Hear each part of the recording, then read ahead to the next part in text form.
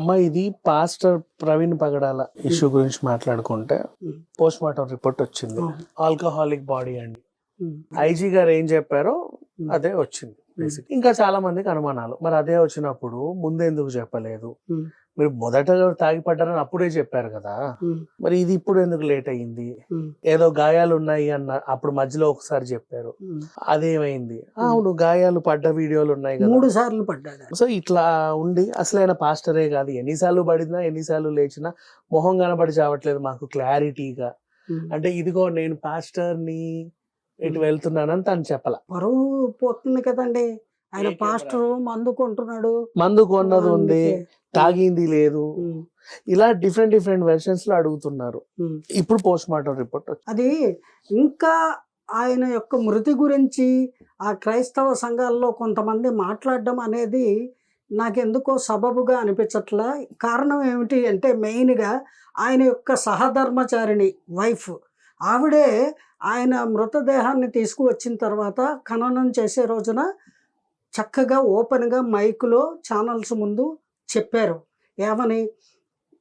ఆయన మృతికి కారణము ఏదైనప్పటికీ ప్రభువుకి విడిచిపెట్టేద్దాము, పాపపుణ్యాలు ప్రభువుకి తెలుసు, అంచేత ఈ విషయము దయచేసి ఎవ్వరూ ఇంకా మాట్లాడకండి, ఎటువంటి ఆందోళనలు చేయకండి అని స్పష్టంగా ఆవిడ చెప్పేశారు.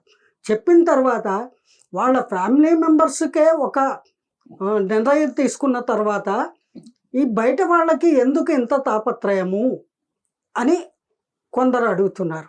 ఏమండి, వాస్తవం కూడా అంతే కదా.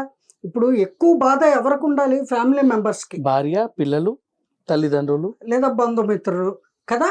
అంతవరకు వాళ్ళందరూ సామరస్యంగా, ఎలాగా మనం ఎన్ని మాట్లాడుకున్నా, ఎవరిని దుర్భాషలాడినా, ఎంత ప్రయత్నించినా జరగరానిది జరిగిపోయింది. దీనివల్ల నిష్ప్రయోజనం. చనిపోయిన వ్యక్తి తిరిగి బతకడు కదా.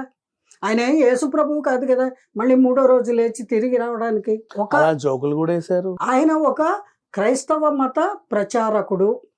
అలాగే క్రైస్తవ మతాన్ని అనుసరించమని, ఆచరించమని, అందులోకి మార్పు చెందమని, దానికి కావలసినటువంటి ఉద్బోధనలు చేస్తూ ఆయన ఆధ్యాత్మిక జీవనము, ఆ మతానికి సంబంధించిన మత పాస్టర్గా జీవనం కొనసాగించాడు. పూర్వాశ్రమంలో అతనికి లేని అలవాటు లేదు అని కూడా అతను చెప్పుకున్నాడు సాక్ష్యంలో.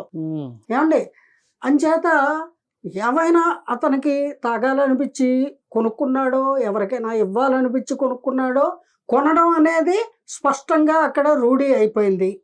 3 సార్లు 4 సార్లు షాపుల ముందు ఆగి కొన్నాడు. అతని పేమెంటు అతనే చేశాడు. అవి అన్నీ రుజువులు ఉన్నాయి. ఇంకా తాగాడా లేదా అనేది భగవంతుడికి తెలియాలి, ఆ ప్రభువుకి తెలియాలి. తాగే వాళ్ళు కెమెరాల ముందు తాగరు. రెండవది, ఆయన ఒక పాస్టర్ స్థితిలో ఉన్నప్పుడు పాస్టర్లు తాగకూడదు అని నియమం ఉంది, దురలవాట్లు ఉండకూడదు అని. తాగకూడదట.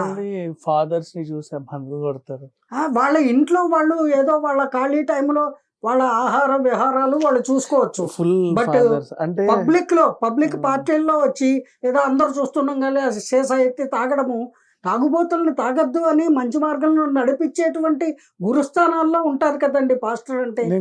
మరి వాళ్ళు తాగకూడదు.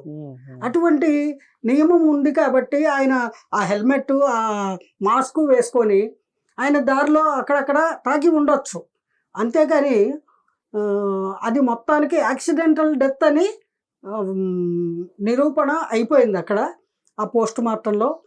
ఇక మీదటైనా ఆయన అభిమానులు కానీ, లేదా మరికొందరు ఆ క్రైస్తవ మతాన్ని ప్రచారం చేసేటువంటి వాళ్ళు కానీ, లేదా క్రైస్తవ సోదరులు కానీ సామరస్యంతో సౌమ్యంగా ఉండాలి. కానీ ఇంకా అదే సబ్జెక్టుని పట్టుకొని ఆయన్ని హిందువులు హత్య చేశారు, ముస్లింలు హత్య చేశారు, ఎవరో చంపేశారు అనే మాట పట్టుకొని వేలాడకూడదు. ఎవరో చంపితే మీకు ఆ సాక్ష్యాలు మీ దగ్గర ఉంటే పోలీసులకు ఇవ్వండి. పోలీసులు అడిగారు కదా. ఏంటి 2 వారాలు వెయిట్ చేశారు, ఇప్పటికి కూడా మీ దగ్గర ఉంటే పట్టుకెళ్ళి ఇవ్వండి, వద్దంటం లేదు. మీరు నిరూపించండి. ఎవరైనా ఆపారా మిమ్మల్ని? వాళ్ళు ఎందుకు మాట్లాడారంటే వాళ్ళు అన్ని కోణాల్లో దర్యాప్తు చేసి Yes, yes, కొంచెం టైం yes. తీసుకొని చెప్పారు. అవును. నీకేమో అడ్డమైన డౌట్లు. ఆ. సరే డౌట్లు అడిగితే ఉన్నాయి. అన్ని డౌట్లు ఉన్నవాడు ఏం చెయ్యాలి? ఒక కెమెరా వచ్చుకొని ఆయన ముడ్డానికల్లా వెళ్ళాలి. ఆయన ఎటు వెళ్తే అక్కడికి, రాజుకి వెళ్తే అక్కడికి, ఎటు వెళ్తే అటు వెళ్ళండి. అప్పుడు ఎవరు చంపారు, ఎవరు చంపలేదు, ఆయన చచ్చాడా, ఆయన తాగాడా, ఆయనకి ఏమైంది, యాక్సిడెంటే అయిందా, లేకపోతే ఎవరైనా తీసుకెళ్ళి అక్కడ పడేసి కొట్టి చంపి బండి మీద వేసి కొట్టారా, అన్ని మీకే తెలిసేవి, మీరే నిరూపించేవాళ్ళు. ఈ అనుమానాలకి హద్దు ఆపు ఉండదు. దయచేసి మీ అనుమానం అనేది పెనుబోతుంది, దాన్ని ఇక్కడతో ఆపండి. ఎక్కడైనా ఒక శవం కనబడిందంటే అట్లా చంపుంటాడు, ఇట్లా చంపుంటాడు, వాడు చంపుంటాడు, వీడు చంపు. అక్కడ పోలీసులు వచ్చేది ఎందుకు? నీ డౌట్లు తీర్చడానికే. వాళ్ళ డ్యూటీ అది.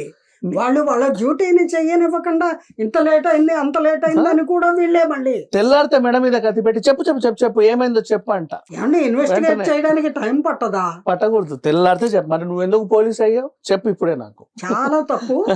ఎవరైనా సరే సమన్వయం పాటించాలి ఇటువంటి సందర్భాల్లో. ఈ సందర్భంగా క్రైస్తవ సోదరులందరికీ నేను ఒకటే చెప్తానండి, ఎవరైనా సరే ఇటువంటి జరగరానిది జరిగినప్పుడు వాళ్ళ కుటుంబ సభ్యులే వాళ్ళు సాటిస్ఫై అయ్యి ఆయన యాక్సిడెంటల్గానే చనిపోయాడు అని సంతృప్తి చెంది వాళ్ళు మౌనంగా ఉన్నప్పుడు మీరు ఎందుకు అల్లర్లు చేస్తున్నారు? దీనివల్ల మత కలహాలు మత కలహాలు చెలరేగుతాయండి. అది ఇంకా ఆపాలి, శాంతియుతంగా ఉండాలి. ఆయన కూడా పాస్టర్గా మారిన తర్వాత అందరూ శాంతియుతంగా, సామరస్యంగా, ఐకమత్యంగా ఉండాలనే బోధిస్తూ వచ్చాడు కదా. ఆయన నిజంగా ఆయన్ని ఫాలో అయ్యేవారైతే మీరు దయచేసి ఆయన చెప్పిన మంచి వాక్యాలని పాటించండి. ఇంతే నేను చెప్పగలిగేది.